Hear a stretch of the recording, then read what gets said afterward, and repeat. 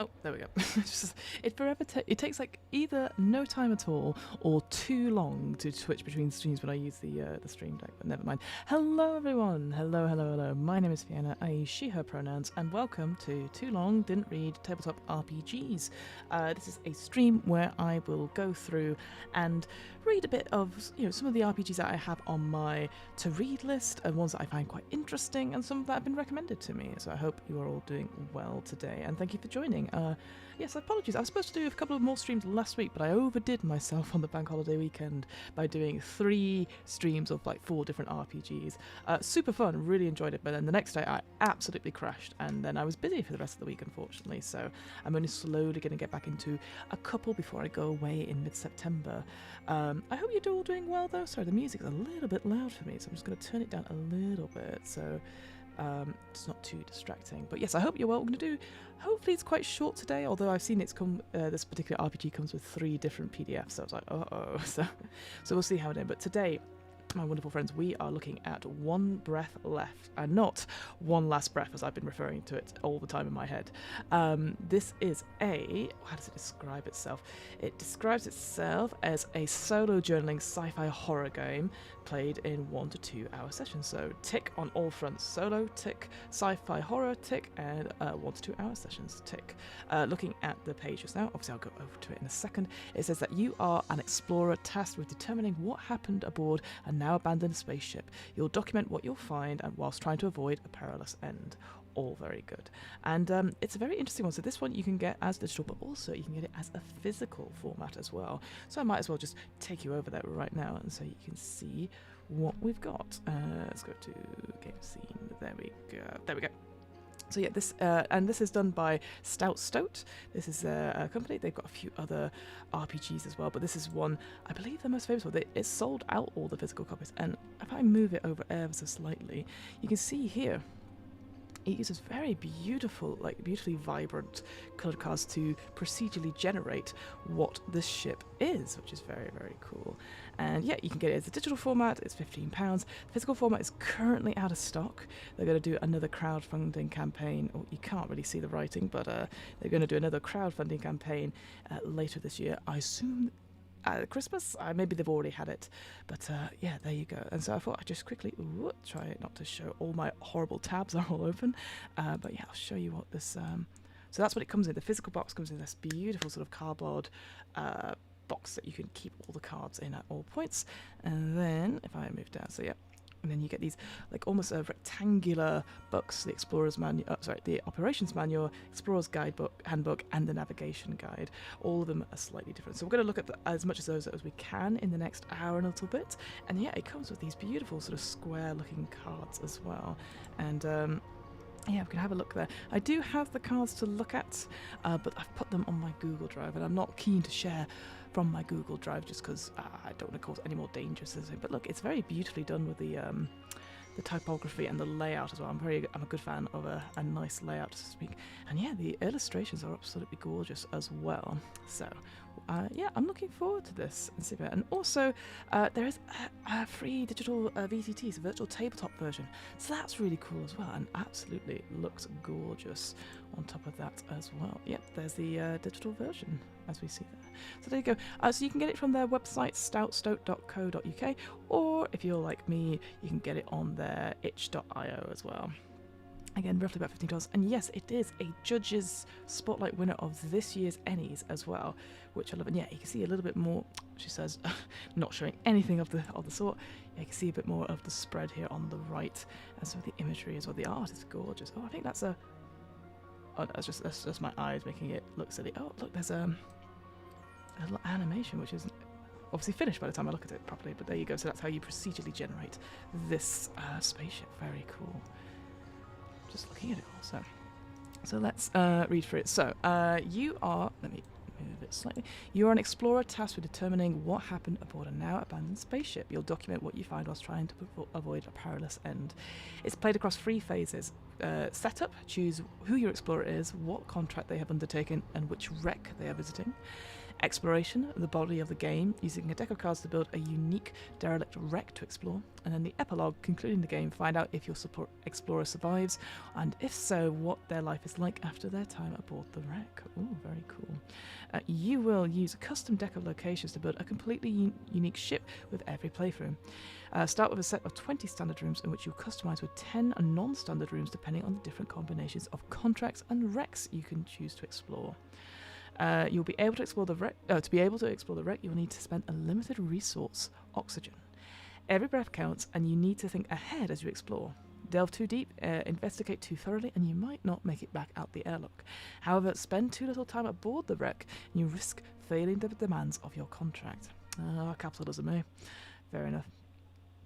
Playing digitally, head over to ScreenTop.gg, a free virtual tabletop where you can find a ready-to-go game of one last breath.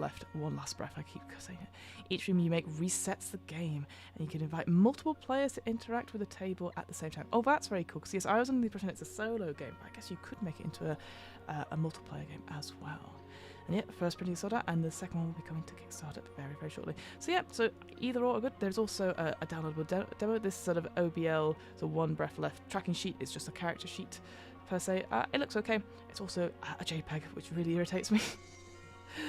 Put it as a PDF or something form fillable, please. But anyway, but yeah, that's what it looks like. Those are all the places you can get it. And so with all that out of the way, let's move over to taking off Chrome. Moving over to the operation manual. So yes, as I said, this is they're free sort of books, free sort of PDFs that come for it. So the operation manual is first, followed by the explorer's handbook, then finally the navigation's guide, which I believe is more art, so sort of like gives you sort of a general sense of like scenes to look at, I believe, from the quick look I had. The first one, operations manual, is about 24 pages, which is not too bad. And then I think the highest, is the explorer's handbook with about 38 pages as well. But yeah, we'll just dive right into it. Let's go. So there we go, one breath. I absolutely love, by the way, this logo they have. It's just, I guess it's just a shame it's not really everywhere else. Like, and I know this is so silly, but like, you just saw that if this was on, somebody handed you this, you'd be like, well, what game does this refer to? And then obviously it's here, but it's a little bit hard to read on the grey. If I look on the other ones, the Explorers one, maybe it's a little, it's okay. It only looks really good when we look at the, sorry, jumping back and forth. It only really looks good, I think, with the white background, with the oxygen bar here. I think that looks really cool and stands out a little bit. But yeah, compare that to that, the sort of the one colour. I just think it's a little bit harder to read. I don't know. Maybe I'm just being very finicky. But yeah, writing by Ian Howard. Obviously, this is his game. Vi Huntsman was the editor. Layout by Brian Terrell, sorry. And then developed by Ian and Brian. And I've got some illustrations as well, which look really, really cool. And yeah, let's go. So first, this came out this year, February 2023, which is pretty cool. And printed in Scotland. Nice to see that. Very, very cool. And yeah, you can find them on social media and their website as well. So, whoops, jumping ahead. So Operation Manual, this looks like to be the gameplay overview. So we've got core concepts, and then how to set up the game, how to play the game, and then the epilogue as well. So yeah, might as well start with this one. And I will zoom in so people can see, because, good lord, tiny writing as always. So yeah, we've already discussed about this game. You are an explorer, tasked with determining what happened aboard a now abandoned spaceship. As you explore, you'll document what you're trying to find. There are 3 phases: setting up, exploration, and epilogue. It also uses 3 different booklets. There we go. Operation Manual, this contains all the rules used to play the game. You're reading it right now. An explorer's handbook. This contains all the options used to set up a game of one breath left, the ID cards, the contracts, and the manifest. Sorry. And in the navigation guide, this contains information about each room you can explore aboard the wreck. You will reference this regularly throughout play. Okie dokie. Core concepts. Read these first. They affect every phase of the game. Oh, and you can see here on the left, like a little example. I do love when they give examples or advice off, almost like little margin notes or not footnotes, but like little things like that off to one side. I really find that very helpful, because I do learn quite easily from making notes in the margins, so I very much appreciate that. So we'll come to that in a second. So keeping a log. You've been contracted to uncover specific information about a wreck. This information must be tracked in a record log. It could be the only thing that survives you. Oh, grim. This log could take any form, such as a written journal, audio recordings, or a vlog. Ooh, a vlog. That could be quite fun. And yep, always a fan of being able to record your stuff via audio. To fill this log, you'll need to answer open-ended prompts in any way you like. It is absolutely fine to continue playing before answering a prompt. Just make a note to address it later. Trackers are used to measure resources and your progress in various tasks, such as investigating a room. You will maintain multiple trackers throughout a single game, adding and removing ticks as your progress rises and falls. Make these ticks with non-permanent means, such as a pencil or a digital pen stroke, so don't use pen for this one, clearly. Milestones mark where events occur. When a milestone is ticked for the first time, activate the corresponding event. If it gets ticked because you took another action, such as moving around the wreck, complete that action before resolving the milestone. There is a template trackers at the back of the Explorer's Handbook. Okay, so we can look at that then and there. Excellent. So this is an example of ticking and where to go.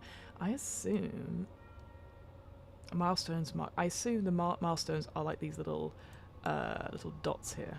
So it's pretty good. Okay, straightforward so far. Oh, ooh. There you go. Add milestones to this tracker when prompted. Oh, maybe not. Maybe I made a mistake there. Okay. Actions and oxygen. Your Explorer has a limited supply of oxygen. This is measured with the oxygen tracker. Every action you take in the game, such as opening doors and investigating rooms, costs a specific amount of oxygen. For every 1 oxygen you spend, add a tick to your oxygen tracker, i.e. moving through a doorway costs 1 oxygen, so you would move your token and add a tick to the oxygen tracker. Okay, maybe this is a tracker, I don't know. Last gasp, but when you run out of air, you start your last gasp. Only oxygen left to breathe is what you have in your spacesuit, and there's no way of knowing how long that will last. After you would spend any amount of oxygen, add ticks to your tracker and then draw the top card up from the navigation deck and discard it. If you can't discard, you have used up your last gasp of air and have succumbed. Immediately progress to phase 3 of epilogue. Okay. So do you have 60 total then? Maybe I would have to look at that character sheet in a second and discard these cards. So yeah, the cards are the square things there. Oh. This game is played with a special deck of cards. Some represent rooms on the wreck, and others are the tools you can use. If a card is ever discarded, remove it from the game for the current playthrough. You cannot use it again until you reset the game with a new Explorer. That makes sense. Each wreck has a different combination of rooms numbered 1 to 30. These are represented by the illustrated cards of the navigation deck. So there's the numbers here on the cards. To set up the deck, find cards 1 to 20, remove or add specific cards as instructed during the setup. Then shuffle the deck and place it face down. General rules, such as how to move, will overlap with specific rules, such as a tool's passive ability. The most specific rule always takes precedent. Okay. Telling your story. If you stop enjoying yourself during play, remember that you're the only one arbitrating these rules. We, the game designers, give you permission to change them if it would mean your experience would be improved. Nice, that's very straightforward and to the point. No, I guess, again, I know I always harp on about it, but having safety tools, like that, I think, unless it's going to talk about it on the next page, it feels like, it's just like, okay, change the rules, but don't let it, we're not going to talk about what kind of horrors happen here, perhaps. It's very tricky with solo RPGs as well. Starting the game. Yes. Use the options in the Explorer's Handbook to set up your game. Read through each of the handbook sections as they provide more details than the summaries below. Alright, well, we're going to do that in a second anyway. So we've got ID cards that tell you who the Explorer is, gives you a special skill, or specific skill, sorry, or special skill, that's exactly how I read it, to use during play. Set your lung capacity milestone, which determines how much oxygen you can breathe before reaching your last gasp, and determine what desires you're trying to satisfy. Okay, those are the 4 things you do with ID cards. Contracts has specific tasks for you to try and complete during your exploration. Provides payouts of cash and favors used to satisfy your desires. Okay. Have failure prompts used in the epilogues should you bungle a job. I always think of bungle from Rainbow whenever you see that word bungle. Wreck manifests. Tells you about the ship you're exploring, provides peril events, which create evolving dangers aboard the wreck. Each event has a peril milestone, which should be added to your oxygen tracker. Okay. Oh. And we've got a page of graphs, yearly average deaths by age and occupation. Interesting. So on the size number of deaths and then how old you are. So if you're a settler, you die about 100. Makes sense. Pilot, you die. There's much more deaths around the 40 mark if you're a pilot. It seems it's a big jump in marketing. Maybe because it's marketing. Who knows? All right, so that's the setup stage. I'm not sure why we would have had that image there. To be honest with you, it doesn't really add anything for me, but I'm sure it will talk to it. Maybe I'll explain in a second. But now we're going to go on to the exploration phase. So, building the wreck. Each room of the ship is illustrated on a card in the navigation deck. You build a growing map of the ship by drawing cards from the navigation deck and laying them next to each other, connecting the rooms and corridors by their doorways. So almost like if you've ever played Carcassonne. I know that's such a really silly example, but obviously you've got to make it so it fits with what's connects the cards in a way that doesn't sort of negate it. So that it doesn't there's no errors per se. So for example, you couldn't, if there was like a T junction corridor that you wanted to add to this one, you couldn't put it so that the top of the T was blocking off unless it had a gap to go into it. That's a really bad example, but yes, it has to correctly fit like a jigsaw piece. That's a better way of putting it. Alright, rooms. Each room in the navigation deck has a number reference. Okay. When you enter a number room for the first time, turn to its page in the navigation guide. Okay, so that's book 3. It will describe the room, its original function, and what you can see, and any special rules or interactions. Corridors. This game's 6 corridors are not part of the navigation deck. Keep them nearby and face up. Whenever you would draw or discard a navigation card, you can choose to place or discard a corridor instead. At the end of the game, you will have a partial or full map of the spaceship unique to your playthrough. That's very cool. And yes, you can see here they're sort of named corridor E all the way up to 6, I guess. So yeah, E, F. I knew that. Special rules. Some ID cards, contracts, and manifests may alter the game, such as adding additional rooms to the deck, using alternate room descriptions, or setting a specific starting location. Okay. Deoxygenation in human blood by cortisol level. Okay, I guess it's trying to make the point of like, if the less oxygen you have, the more likely you're going to die. I don't know. Perhaps? I'm not a scientist, guys. I'm sorry. Entering the wreck.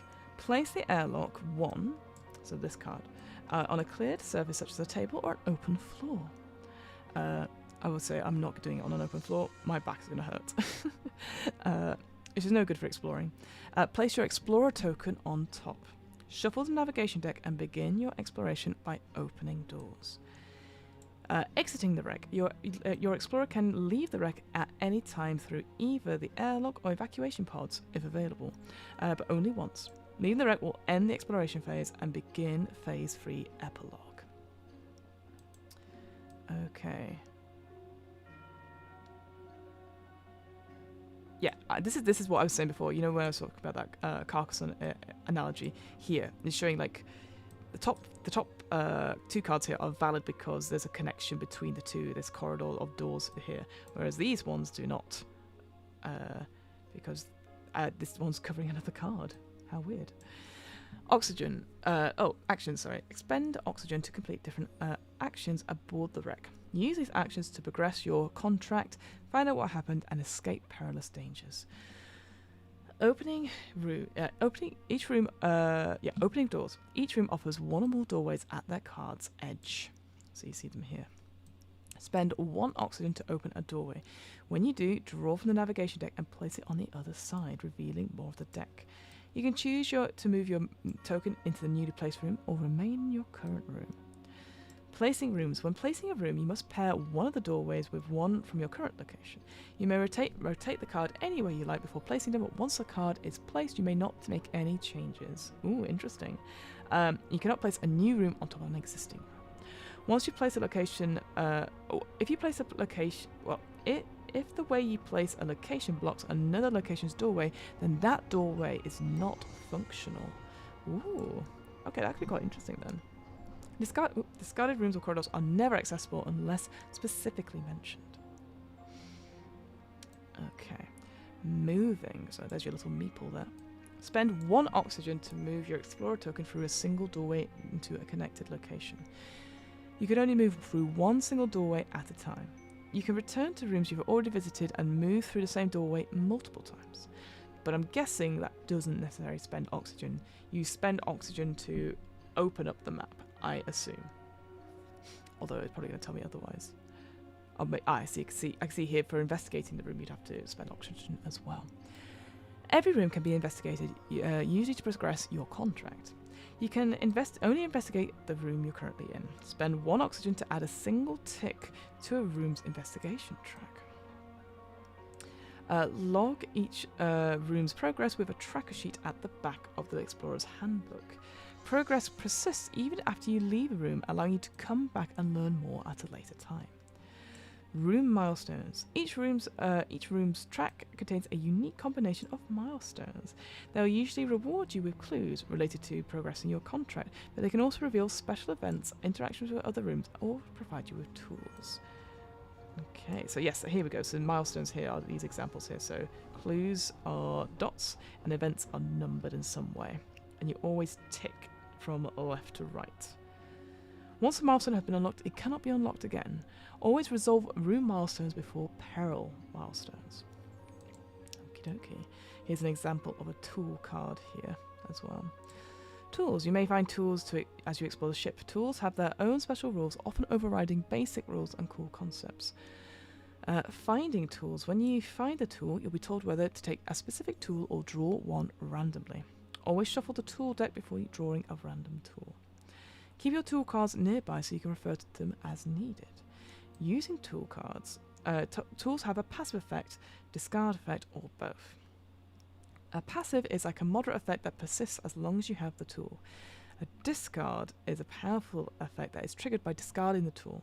Discarded tools are placed aside, becoming unavailable until you reset the game. Some tools also interact with specific ID cards, contracts, manifests, or locations. The information for different tools you can find are replicated on the following pages. Okay, so it's going to give us an example. So here we have a condenser valve, that's its name up there, and it has a passive effect saying you may move through multiple doorways in a single move, i.e. move through 3 doorways for 3 things. Oh, so you can go 1, 2, 3, like all the way down. Ooh, very impressive. So let's see, I'll give some examples. Some examples here of different tools. We've got that condenser value. Oh, I see, so it's got the name of it, a little description of what it is, and then what the effect is here. So diary page here, at the bottom here. A single physical page torn from a crew member's personal diary. Light on details, but it's enough to prime you what's to come. Passive, if you start aboard the deck with this tool, you gain 2 clues, and if you discard, you gain a clue. Okay, cool. Then you have like enhanced warning sensor, infrared flashlight, incriminating footage. That's quite interesting. A small digispool containing evidence of corporate. Oh, what's that? Malfeasance? Malfeasance? I've never heard of that word. A crew member's error that precipitated the disaster or something else unsavory. You can spend 5 oxygen to watch the footage, learning something horrifying about the ship. Gain 3 clues. This can only be done once. The passive effect is that if you bring this off the wreck, you can sell it for free cash or 1 favor or more with the recovered footage contract. Okay. There's some other ones. Master keycard. This master keycard carries an admin level authorization code granting you access to most rooms aboard the wreck. When you open doorways in a location, spend 1 oxygen to open 3 doorways at once. Nice. Very good. Got plasma cutter, of course. Some other ones there. What's this thing? The average number of tool repair kits during explorations. Sorry, the average number of tool repair tickets during explorer shift. Suggested tools. Okay. Not helpful. You visit a deck can end in several ways, not all of them pleasant. Whatever happens, end the game by completing a short epilogue. Ooh. Succumbing. There will be times when your explorer does not survive their exploration aboard the wreck. Whatever happens, take a few moments to process the end of your playthrough. Then, describe what it means for your explorer's loved ones, their employer, and any other characters relevant to the story or even the galaxy at large. What does your explorer think about in their final moments? Do they leave a message or something important behind for the next explorer? If they were able to complete the tasks of their contract, does it change the universe even a little bit? Look at this one, though. Common human connections made in the average lifetime. It goes from you, family, social, acquaintance, unknown. God, acquaintance, landlords, I wish that was unknown. God. Interesting. Oh, another one. Inflation rate versus inheritance tax. Oh, God. I get it. It's supposed to obviously be a bit flavoursome, but I cannot read these things for shit.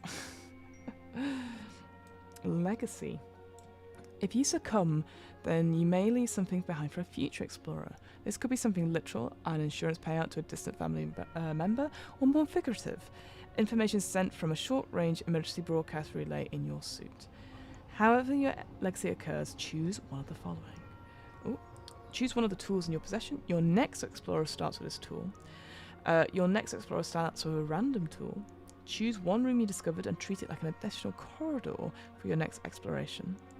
Choose a piece of information gleaned from an investigation. You may add this information as context for your next playthrough, counting it as 2 clues, or allot up to 2 cash and/or favors gathered or earned during this exploration. Your next explorer receives this as an inheritance. Okay. Interesting. So it's even despite it being a solo RPG, you can connect your playthroughs with this legacy element in it. Interesting. Okay. I would be interested to see like an actual play of this, like maybe one that's online using that VTT and see how it works, and then having those stories, like maybe you're having 3 different stories over the course of a time. Surviving. With skill, determination, and a little luck, an explorer can escape the wreck, typically by using the airlock or escape pods. Or AirPods, as I suddenly just read that as. This gives you the opportunity to fulfill or fail your contract and potentially live to see another day. You can fulfill a contract if you complete a task with the term fulfills contract. If you do, receive that task's noted payout of cash and/or favours, then journal about the outcomes of your actions aboard the wreck. Failing your contract. Not meeting the needs of your contract always comes with a steep cost. Whilst journaling about the consequences of your actions aboard the wreck, you must also answer one of the contract's failure prompts, which might impact on your ability to meet your desires. I can see here an example of some desires there. Let me zoom in a little bit. So, God, it's so tiny that. Let's see if I can get in a little bit closer. So if I picked an analyst desires, what do these numbers mean? 2F, a line of credit at a corporate bank, but that's 2 of those. Did it say we had to pick 2 desires or 1 desire? Let's have a look. Let's go quickly. Let's have a quick look. I know this is covered a little bit more in the Explorer's Handbook in a second, but I just want to... Oh, there we go. Determine what desires you're trying to satisfy. Okay, so it could be more than 1. Okay, your desires. Once you've journaled about the outcome of your contract, you can spend cash and/or favours, all favours, you accrue to fulfill your desires. Which ones can you afford? Which ones pass you by? Whatever you choose, journal about how this affects your explorer. The end? Question mark. Explorers are by nature desperate. The vacuum of space is an isolating and terrifying place. Your explorer has a life to return to outside of the wreck, outside of the contract they have signed. However, who's to say they won't come back another time when they are trapped in an impossible situation where their only way out is a dubiously legal and definitely hazardous visit to another wreck? You can play this game with the same explorer keeping the benefits of their ID code or choosing a new one to represent a dramatic shift in their lifestyle. Alternatively, play the game again with a new explorer in another far-flung corner of the universe. Yearly average therapy sessions by age of explorer. Incredible. Oh, outliers. That's quite fun. Interesting. So far, it doesn't say anything about... Oh, that's a note page. So there you go. It doesn't say anything about the possible themes that could be covered in this sci-fi horror book. It doesn't have it in that operation manual, but I assume it might come in this explorer's manual when we do the setup in a second. And then there's a very cool back page there. Okay, so that's the first book. That's the operation manual. So far, I think the game mechanics of that are really interesting. Very straightforward. Like, not much in terms of dice rolling. It is just tracking your health and seeing, dicing with that, how far you can go and get back. Although, I assume, like I said, that you spend oxygen to open up the rooms, but can you leave? If you go back, do you spend to open doors again? Or can you just go back? Well, it doesn't say, but I would assume that to spend oxygen, you need to, to open doors, you need to keep spending oxygen at least. And then the additional oxygen of, like, revealing a new room and then exploring that room several times. So... although I'm sure it's going to tell me otherwise. Okay, so this is the Explorer's Handbook. This is 32 pages long. So this is going to talk to us about how do we create the characters, the contracts themselves, the wreck manifests, and then the tracking sheets. There's a bit of a template there as well. All right. So this is where we're going to make our Explorer. So choose one of the ID cards listed in the section for your Explorer. Answer their background questions and make a note of their stats, and figure out what you need to make their future brighter. Lung capacity. Explorer's lung capacity represents how fast they will breathe through their limited air supply. Add Fiona. Add this last gasp milestone to your oxygen tracker. Once it's reached, your Explorer will begin to suffocate. Explorers will come from all walks of life. Each ID card comes with a special skill that might help your Explorer survive aboard the wreck. And then desires. Oh, I see. That's what the C and F stands for. They stand for cash and favours. So they all need cash and favours to fulfil their desires. Even when you survive your visit to the wreck, you may have to pick between which desires to fulfill and which to abandon. Okie dokie. So the analyst seems to have like a high oxygen capacity there, so 70. Their skill: opening doors in oxygen does not cost. Opening doors in corridors does not cost oxygen, so that's their skill. Here's some of their desires. So this is all cash on one side, and there's some favours here as well. Interview log. Oh, I quite like this. This is quite cute. Like having the like it on a clipboard and questions. So you work for one of the galaxy's mega corporations. Which corporate do you work for, and what department are you in? What responsibilities do you have, and who do you report to? The rent on your corp-assigned flat is going up again. Oh, I feel that. What amenities does the flat come with? What's the neighbourhood like? Do you live alone or with others? Do you have a pet allowance? You need to pick up your dry cleaning. What clothes do you have to pick up, and what makes up your uniform? Okay, that's enough questions. Nice, three big questions, which give you enough flavour about the analyst is as well. Let's have a quick look at the others as well. So the applicant only has 60 mid-range. Their skill is accustomed to tedium. Once per investigation, you may restart a completed room's investigation track, refreshing all of its milestones. Okay, looking at the desires. Moving to the top of the waiting list, a letter recommendation. Okay, so cash on one side, favours on another side. You're applying to a school on the behalf of your child. What is your child's name? What is their most favourite subject? Least favourite subject? Do they have friends? No. Will they be missed? Oh, will they miss them? Oh, I see. Something is holding you back. Who or what stops you from being accepted? Who could help your application along if you could only convince them? How many other options have you tried and why didn't they work out? You need this to happen now. What benefits will your child receive at the new school? What happens if you can't get the application accepted? Okay. Applicant. Okay. The Nomad, that's also a high of 70 as well. The Winds of Trade, you may spend cash and favours and vice versa. Ooh, that could be quite good. That could be quite useful to have. And then you've got some replacing hull damage, short-term planet-side visa. Used to a hard scrabble life amongst the stars. How did you become a wanderer? Your ship is a patchwork of quick fixes and scavenge parts.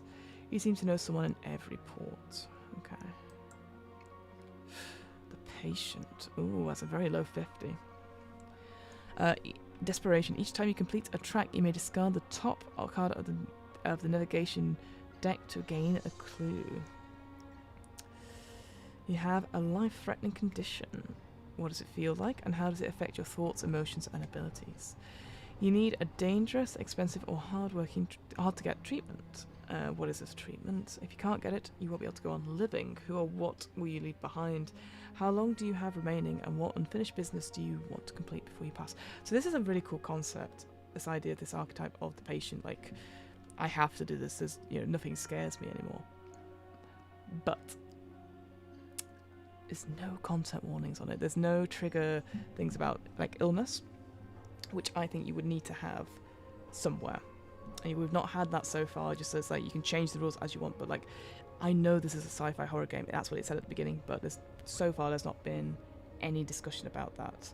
And so it would be nice to have at the top content warnings, illness. So, like, for example, with this one, the Nomad, homelessness perhaps. Applicant, maybe something if you wanted to talk about leaving children behind or something like that, perhaps. I don't know. Just in case. Oh, there's another one, sorry. Radical. Word of mouth is their skill. If you successfully escape a wreck, you can convert free clues into a favour. Oh. You're not a professional explorer. What's your normal job? You volunteer for the AFA, Autonomy for All. Oops, sorry, moving in. An activist group aimed at liberating all forms of consciousness, animal, alien, and artificial, from corporate control. That one sounds really fun, actually. That sounds really interesting. You have someone in your life who supports you financially and emotionally as you do this work. Funny that. Okay. See, that one seems quite interesting. That's a mid-60s as well, so that's not too bad. Okay, so that you get 5 ID cards. Okay. Contract. Excuse me. With your desires just out of reach, magnanimous? Yeah. Corporate benefactors provide a solution in the form of contracts. Choose a contract and attempt to fulfill it whilst you play. Contracts will ask you to fill one or more tasks, such as recording damages the wreck has suffered or gathering information about its crew. Some contracts come up with different ways they can be fulfilled, or scenarios that will tempt you to purposely fail them. As you explore and investigate, you will find clues representing pieces of information that tell part of the wreck story and progress made on completing your contract. Each contract explains what the clues mean in the context of their task. Okay. Payouts. Depending on the contract, different tasks will offer varying payouts of cash and favours, which you will use to fulfill your desires if you safely escape the wreck. Failure prompts. If you survive your visit to the wreck but fail to fulfill your contract, you will have to answer a failure prompt in your epilogue. Okay. So here is an example of of an asset acquisition unlicensed contract. So you've received a tip via a direct message on an unregulated GalaxyNet forum. There is a ship full of goods, and the company that owns it is a week out from sending a salvage squad. Get in there, grab what you can carry, and get out whilst you're still breathing. No changes are required for this contract. Finally, each time you complete a room track, gain 1 loot. Some rooms may contain additional loot if you meet their conditions. Excuse Excuse me. Moving costs 1 extra oxygen per loot carry, i.e. moving for a doorway with 2 loot costs 3 oxygen. Oh. You may drop loot at any time. Only actively carrying loot or loot in the room you exit. Only actively carrying loot or loot in the room you exit the wreck is secured for payment. For each loot secured, either gain free cash or 1 favor. If you fail, you do not secure. If you fail if you do not secure at least 2 loot. What worst job are you forced to take on to make ends meet? Ow. You really counted on getting something out of this hole. What do you end up to give up to cover your bills? And you're not the only mouth you need to feed. Who suffers because you couldn't come up with the cash? Okay, so you got to answer one of those in the epilogue. Okay, cool. Okay, that's quite a nice and straightforward. So these are almost like the overarching sort of little rules that you get with each sort of contract. Then there's footage recovery. Yormond Astrotech Incorporated would like you to obtain a digispool containing important recordings. Once you have obtained the footage, your instructions are to escape the wreck and remit the footage to Yormond. Setup to remove the exercise room, add the incinerator. Whenever you get a tool, you cannot choose incriminating footage. Oh, okay, so you got to find it. Obtain the incriminating footage tool available in the security room or as a random draw. Payout. What you will do with this footage will determine which endings you can choose from. You could return it, obtain it and leave the wreck, fulfills contract, earn 7 cash and 2 favors. Sell it, obtain incriminating footage and leave the wreck, fails contract but earns you 10 cash. Whistleblow, obtain the footage, corroborate it and escape the wreck, fails contract, earns 7 favors. Broadcast it, obtain the footage, corroborate it, and take it to communications. Fails contract and either earns 3 favors or 5 cash, or destroy it. Obtain the incriminating footage, take it to the incinerator and discard it. Fulfills contract and earns 1 favor. Interesting. Gather 12 clues to fully understand the events recorded on the footage. This modifies the following payout. So you either return it, you get an extra 3 favors, or sell it, it's an extra 5 cash. And the failure prompts we have are: a high-ranking executive at Yorkman now knows your name. How did it make your life even more miserable? A negative assessment is entered onto your citizenship record. How does it limit your prospects? And finally, you can't seem to shake the things you saw on the wreck. What haunts you after this? And how does it affect you professionally or personally? Interesting. That sounds like a really fun one as well. So yeah, it feels like it feels like a definitely replayable solo RPG. You hopefully keep the same character, that same explorer. So it almost encourages you to play these sort of, I don't want to say generic, but it plays out these sort of archetypal sort of like, what can we find on a wreck? Oh, we need to find footage. Oh, we're doing a salvage mission, etc. Okay. Insurance detail. Cartwell Actuary has received an unverified insurance request. Your task is to quickly catalogue all the damage and debris aboard this wreck and validate the request. Okie dokie. Well, don't need to read all of that. Post-mortem psychofactual analysis. Your employer, Bainsworth Capital, has been subcontracted to prove that the disaster aboard this wreck was caused by a crew member. Outlines significant events taking place aboard the wreck and the different relationships between the crew members to determine who specifically was at fault. This information will be retained for future employee screening. Fun. Property reclamation. You've been hired by Nebulon Biointelligence to neutralize the wreck's AI, which is slipping its programming restraints. Well, been there, done that, haven't we? Or at least it feels like the future. Interesting. Oh, so I want to read this. So whilst the AI is active, all the doors have been locked and sealed by the AI. You must spend an additional additional oxygen each time you open the door. Oh, okay, so maybe it is you just open it and then you go. Okay. And escape is impossible. You cannot use the airlock to exit the wreck until you have deactivated the AI. Okay. Manifests. Space is a graveyard for the ships of humankind. Choose from these manifests to determine which one your explorer has been contracted to dig through. Peril events. Things always go wrong on wrecks. Each manifest comes with a set of peril events with milestones to be placed on your oxygen tracker. Whenever you reach a milestone, immediately resolve the corresponding event from the chart. As the peril accumulates, these events will get more and more dangerous. The final event tends to be lethal. Okay. Oh, look at that image. Cracking. Breached. The Intractable is a scientific research vessel built for long-term orbit. Unfortunately, its low-gravity hull has been pushed beyond its limits. Pressure is mounting and it will not remain intact for long. No changes. Peril events are at 15 when you've used up 15 oxygen. The ship is beginning to collapse. Draw 3 rooms and discard 1. With rippling tremors, that room drifts off the ship. Shuffle the other 2 cards back into the deck.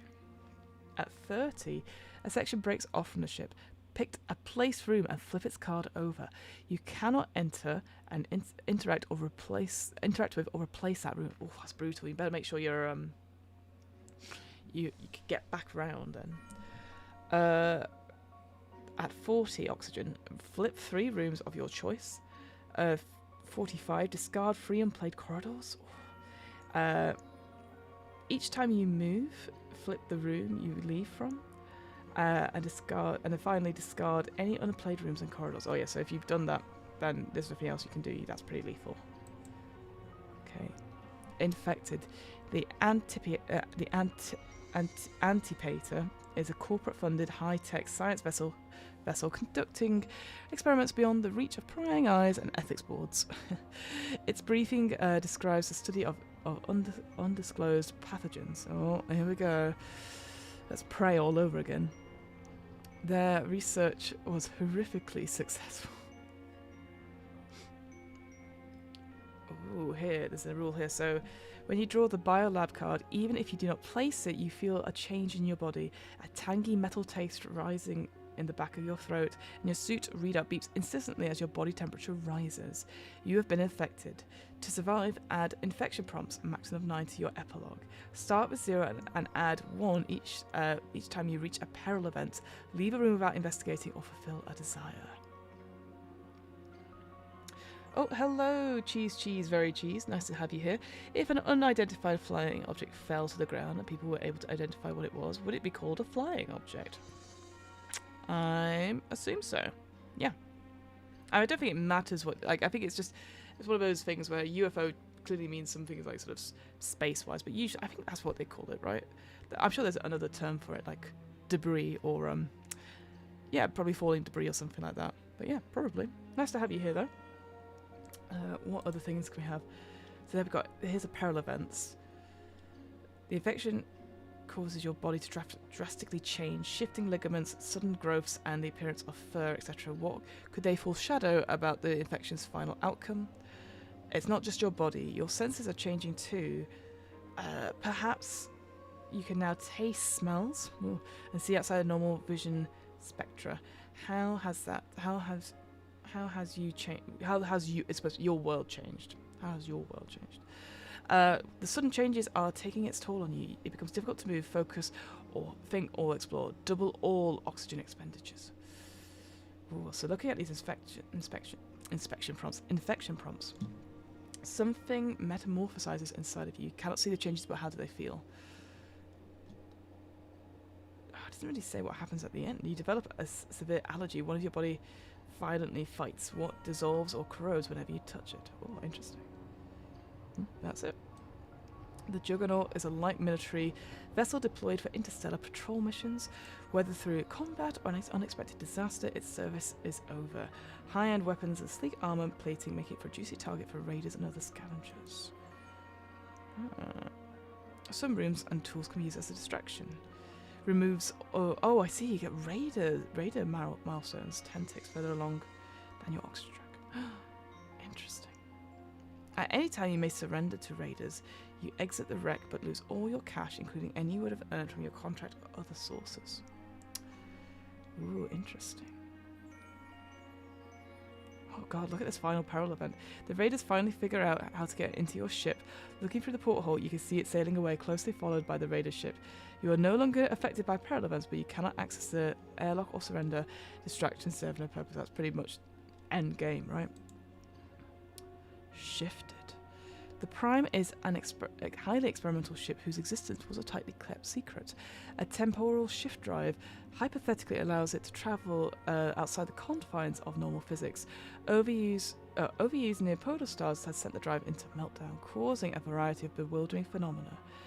Scanner readings are erratic and unpredictable. Reality itself cannot be trusted here. Very good. Oh, hi, Dan. How are you? Oh, I'm a little quiet. We'll watch here too. All right, I did turn it down a bit because I was testing something earlier. I'll just move it up a tiny bit. I hope you're doing well, Dan. Thanks for being here. Appreciate it. We're just looking through. One Breath Left and seeing what we can get from it. But I hope you're doing well. Peril events. So this is some examples here. So it says 60.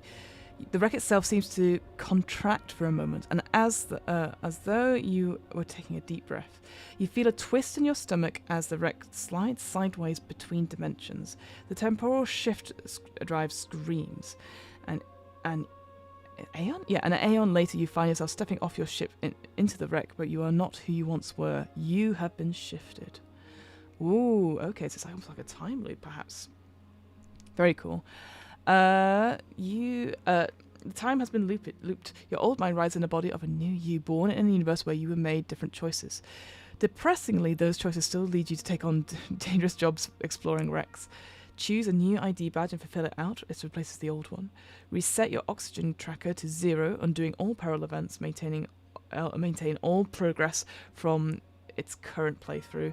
And move your token back to the airlock, and if you would ever experience the final peril event again, instead the wreck implodes under the pressure of maintaining its new temporal space.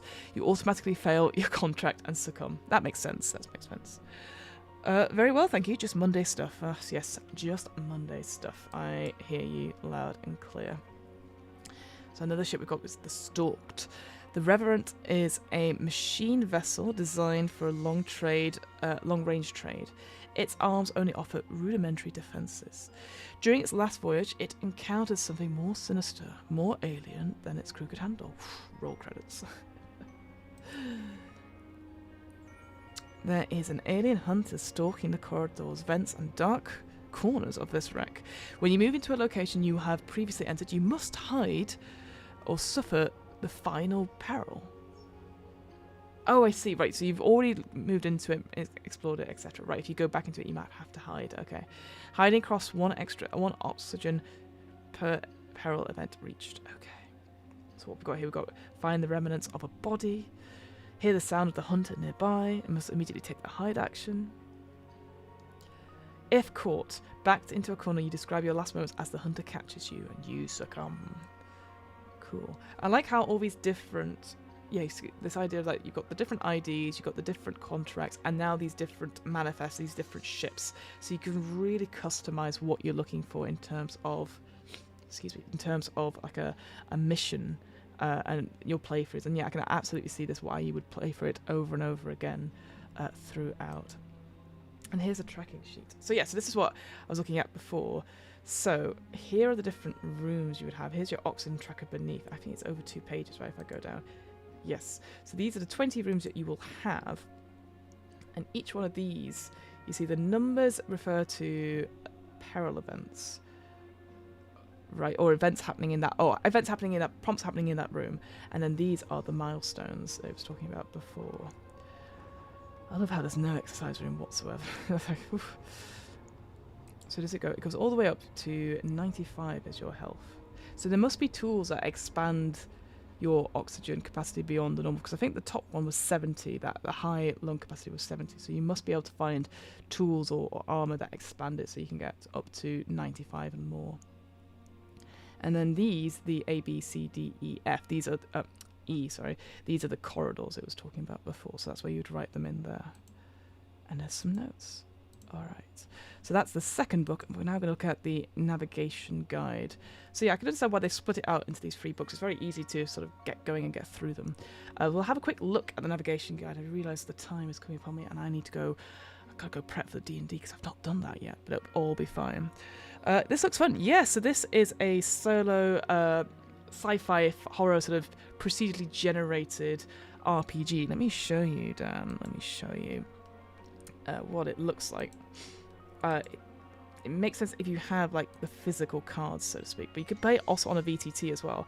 But you've got these cards where you start and say that move that across a little bit, the airlock here, and then as you move through, every time you open one of these doors, which look like sort of there, you spend an oxygen, revealing a room, another oxygen, and then moving into the room, an oxygen, and then investigating it over and over again using those sort of trackers. You get more information and more clues, etc. So every time you play, it's very different. And then having these other sort of, like the manifests and the contracts, and then the idea of your explorer as well, you can really sort of change the story of what you're doing. So it's very interesting, and it's also a web VTT, a VTT as well. So it's very interesting.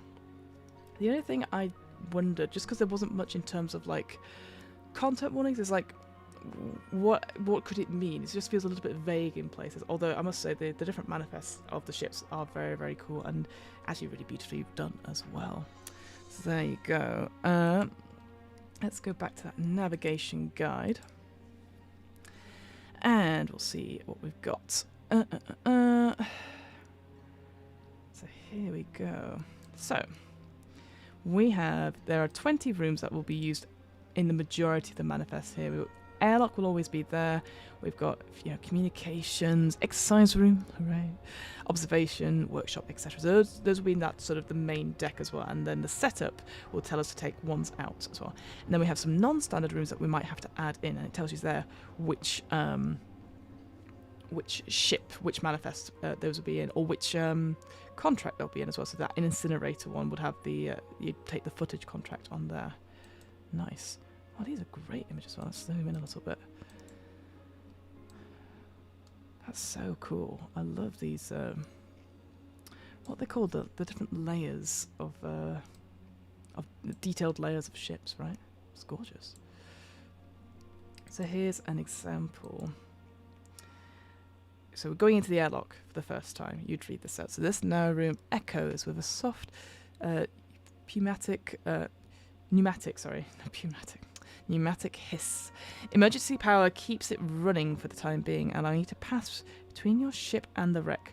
There isn't much to see here beyond the translucent doors and the machinery juttering out of the walls. Special rule, you may exit the wreck here, and this will end your exploration. So you see here, this is where we have the tracker symbol, so you got to go spending oxygen by this way. So, that's it. The dot is gain a clue, and on a tick, resolve event. Okay, so let's see what we've got. In the bridge, the ship's heart drained of its lifeblood. With no crew around, it is frighteningly still. Even more frighteningly when I can't say the word. The workstations are silent and the command chairs are tipped over. Through the reinforced ports, you can see out into the darkness of space. And so if you're looking at this, if I go to the Explorer's Handbook, let's see. Where was that? That was the bridge, right? The bridge. Here. So if I did some events. So if I managed to spend 2 oxygen, I got to 1 here, the event. An alert message flashes across our workstation saying, what does it say? And gain 1 clue. Oh, that's quite good. So you can define what the clue is as a result. Okay. And then the second one there's digging through the records, you discover the ship's course was changed shortly before the disaster. Why was this necessary? Where was the wreck heading? And then gain 2 clues. Oof, that would be really good. Only if you spend 1, 2, 3, 4, 5, 6, 7, 8. If you spend 8 oxygen, we get that. Oof.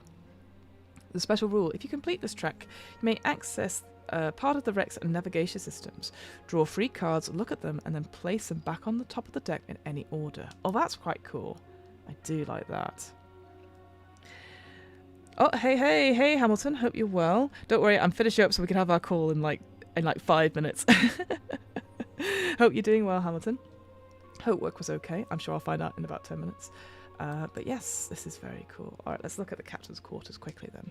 In this nicely furnished living space, you can almost forget you're light years away from actual comfort. Different aspects of this room show it belonged to the commander or captain of this wreck. Badges, uniforms, small comforts that break standard regulations, thin sheets of filamented paper cover a desk that occupies one wall. How many captain's quarters? So you get same amount, so spend 8. Another clue there as well. Atop a pile of papers lies a disciplinary note from the captain to one of the crew. Who was it intended for, and what were they accused of? Gain 1 clue. Buried out of sight, you find a memento from the captain's younger years. What does it tell you about their leadership style? Also claim 1 clue. Post-mortem psychofactual analysis. So that must be according to that manifest, right? Or that, sorry, not the manifest, the contract. Upon entering this room, create a new crew member or choose an existing crew member to be the wreck's captain and gain 2 clues. Oh, racing forward. So it looks like each of these pages only has it on one, each page is a room, which is pretty good. So everything's self-contained, so you can easily switch, you can easily flip to them as well. So that's quite cool. Let's have a look at some of the non-standard rooms. Oh, look at that, evacuation pods, nice. I do like the blue image at the top, sort of giving you a little taste of what's in these rooms. I wonder if, I guess I see underneath here that you have the same tracks. Like that exercise room that's only got 6. And if I go to here to check it, yeah, you've only got 6 there as well. So you could actually use the same. You could use these sheets as well to tick it off. That's quite useful to have. Let's look at some non-standard rooms. Whoa, look at that. Very cool. Look at that. How useful, Fiona. Look at that. Ooh, security and screening. Interesting. Walls lined with monitors, computers, and surveillance equipment, all intended to keep tabs on the ship and its crew members. The red light blinks slowly in a far-off corner, marking where the ship's black box, its living memory, is stored. Security events. A quick glance around uncovers an urgent security message. What does it say? And then 2, you gain the master key card tool. Oh, that's cool. So the events could also mean you gain the tools as well. Recover the footage. You could choose to gain the footage tool in place of the master key card tool as well. Special rule. You can only move between screening and security sections if you have the master key card tool. Oh, damn. So you have to probably spend all that oxygen first to get it and then keep going. Ah, interesting. Cameras in the corners are angled to cover every inch of the space. A holographic poster embedded in the walls scrolls out a succession of warning notices regarding unacceptable behaviours, each one more bureaucratic than the last. Screening events. You find a free word message that's been hastily carved into a plastic surface. Gain 1 clue. Get out now. Okay, so the non-standard ones, they have this sort of red indication of what they are as well. So let's read some of these ones. A cramped, uncomfortable nook where endless administration reports could be processed, submitted and filed, from bills of lading to daily crew logs. Everything that took place on this ship is recorded here somewhere, presumably in triplicate. Oh God, really? Ugh. Finding anything amongst this bureaucracy will be a challenge. And then using the post-mortem psychofactual again, if you're on that contract, the drones at the Bainsworth would love to get their hands on these files. Gain 2 cash or 1 favour if you complete this track and escape the wreck. And then events. You find a particularly informative document. Who filled it out, and what does it describe? And gain 3 clues. And then insurance detail. Buried amongst the piles, you'll find a worn maintenance log. Comparing this to the current state of each room, you can compose a more precise list of damages. If you complete this track and escape the wreck, your thoroughness payout will add 1 cash for every 2 clues instead of every 3. So yes, that insurance detail is a different track you can do to add it on from that as well. No, it's fine. I'd forgotten I had to do this, and then I did say we would have a talk later, so no fighting in my chat. let's look at the bio lab, because this was the interesting one from the infected manifest. So, cutting-edge laboratory built to handle hazardous materials. Recesses in the walls hold heavy, clear barriers primed to spring shut at the touch of a panic button. Large vents take up space along the ceiling, designed to carry away toxic gases or airborne contaminants. Plastered on every available surface are lists of safety precautions and posters urging the utmost caution, all for nothing. If you reveal this room, you become infected. Brutal. At the top of a pile of papers is scrawled a warning. What does it say? You're now infected. The longer you leaf through the detailed research notes explaining what exactly is happening to you, the worse you feel. Add an infection prompt and gain 3 clues. Very cool. Ah, the brig, of course, the best part of the ship. A small room that could be used to hold a captive or an unruly crew member. A heavy sliding door and a transparent plastic wall separate the cell itself from an area of a single guard. A security camera trained on the holding area is no longer working, the grey lens inert within the dimly lit room. Special rule: if you have investigated in security, progress in this room is tracked by free. This room's tracked by 5 oxygen upon entering it. Oh, that's pretty good, because you would have already looked at it during security events. A clear container stashed away in the guard's area holds a handful of confiscated objects. Which one catches your eye? I love these prompts. They feel very, like, whilst sort of a little bit vague, they actually quite... I like that one. That's quite like, ooh, what could be confiscated from somebody that's gone into the brig, for example? I like that. Ooh, oh, wow. Warp core. Stepping into this room, the drive room, test the boundaries of your comprehension. The walls seem to spiral infinitely like a tessellated hourglass. Tessellated hour. You can feel the floor under your feet, but your eyes see only empty space. A small white box appears in your hand, forcing apart your idly closed fingers to make space for it. A monotonous voice emanates from within, repeating a single word in 1,000 languages. Warning. Shut down the temporal shift drive is one event. Ignore further peril events.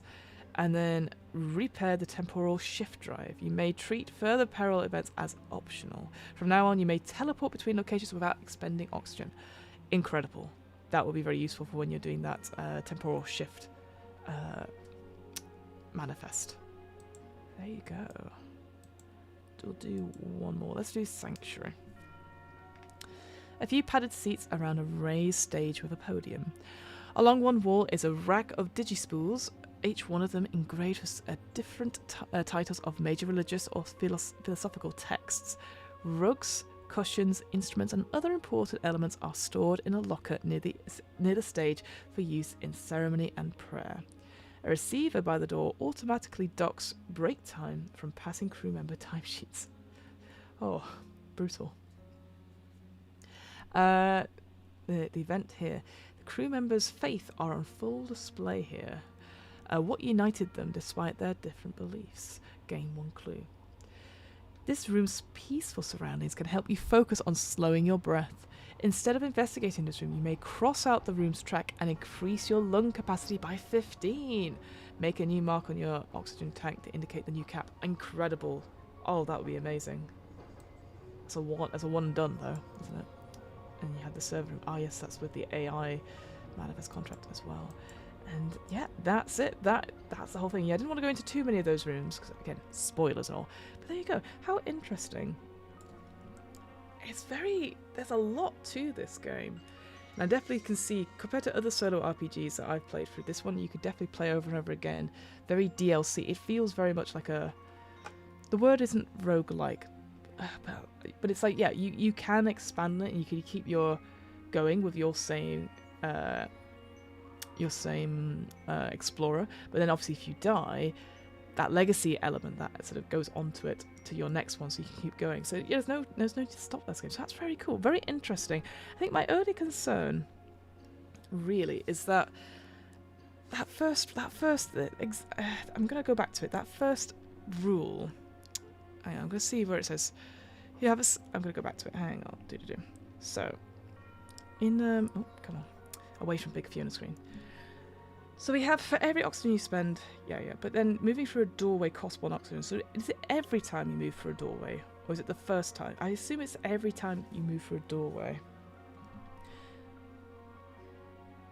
I'm just trying to see if it says anywhere, because I feel like you don't get very far if you're constantly going back. So basically, every time you move through a doorway, that's 1 oxygen. Opening a doorway is 1 oxygen. Moving into a new room is an oxygen, and then every time you're in a room to investigate it, that's also an oxygen as well.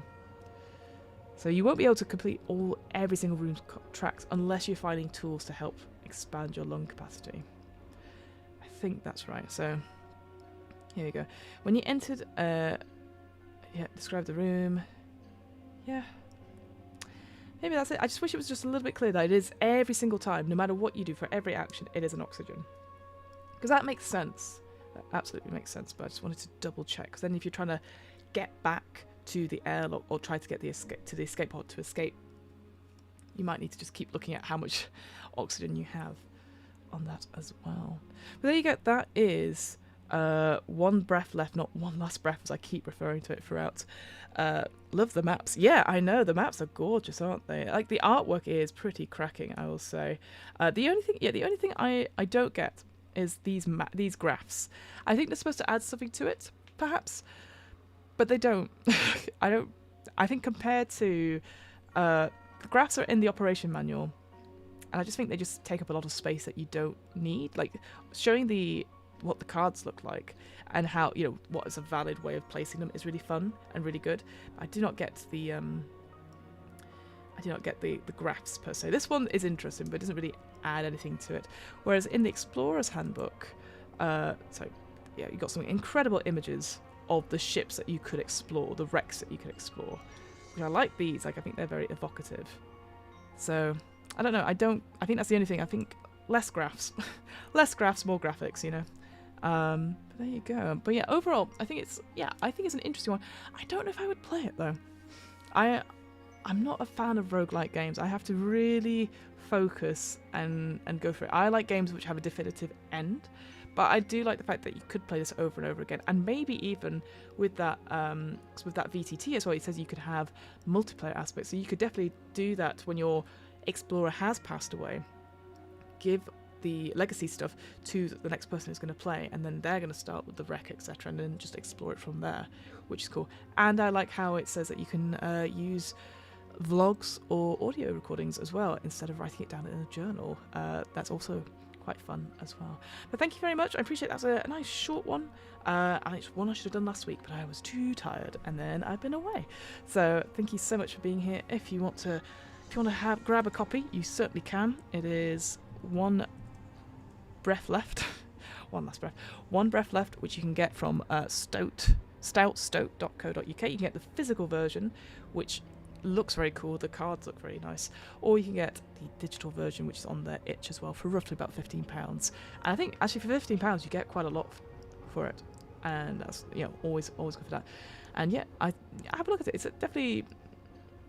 I guess it's like balancing out that resources for like needing to know what's in the next room, and then can you risk that payoff to get back, finish the contract, and get more money. So I liked how some of the contracts as well, you could have alternate endings depending on what you did. So if you handed in that footage, for example, from the found footage one, you'd get a lot of money or favours, or you could broadcast it and you get a lot of favours, but you'd failed the contract and bad stuff will still happen to you as a result. So I quite like that. Be nice to see. Yeah, I wonder if they'll do any like expansions, like in terms of like additional contracts or even more ships and stuff, and then you have more cards as well. So all that to play for. But yeah, if you're interested, there's a way you can find it. If you're interested in other RPGs, check out What Am I Rolling, a twice monthly RPG one-shot podcast. As always, we do lots of different RPGs on there. We've just released our the first episode of our 4-part one-shot of Flabbergasted, which is super, super fun. It was a joy to listen back and edit that. We had our friends from Realms of Peril and Glory. We had Zach, the GM, who ran it for us. We had James, and we had Liz from Realms, who were super fun as well. And we also had We had Jane Hermiston, who is from Rowan, Rook and Descartes. So you will have heard that name so many times of like, you know, Spire, Heart, Die. I've got on about Die so much, but they're the ones behind that as well. So it was a lovely little game that we played, and yeah, we're going to have, over the next couple of weeks, we're going to have the full one-shot coming out. And there's other ones as well that I need to get on with editing. Now it's all done, I'm like, I'll have a quick break and then back to it. And we've got some interviews coming up as well. What day are we on? We're on Monday still. You can see where my brain is at today. Yeah, later on this week, I'll have another one of these, hopefully. I think it's going to be Fake Chess. It might be that last one before I go on holiday in September as well, because I'm away at the end of this week, and then I'm away for September as well, because got to go to the US and go to various weddings, you know. So we've got that. I've also got Alien as well, hopefully this week, and then the next 2 weeks as well. We're finished Act 1 of Alien Destroyer of Worlds, and I don't think they've realised how much trouble they're in, which makes me laugh. But you know, the way it is, it's like, oh, you've no idea, it's pretty bad. But they're really enjoying it, that's the thing. But it's quite funny when you just see their faces and they go, oh no, and I'm like, yes, there's a reason why I've been doing the recaps like this. So we've got that as well. But hope all is well with you folks. I'm going to love you and leave you and go have my call with Hamilton. I have a wonderful catch up with Hamilton, and then I've got to go do some prepping for D&D tonight as well. It never stops here. Never stops here at HQ. But much love. Hope you're well. I'm going to find that off button. Alright, and I'm going to wave, and I'll see you guys next time. Bye!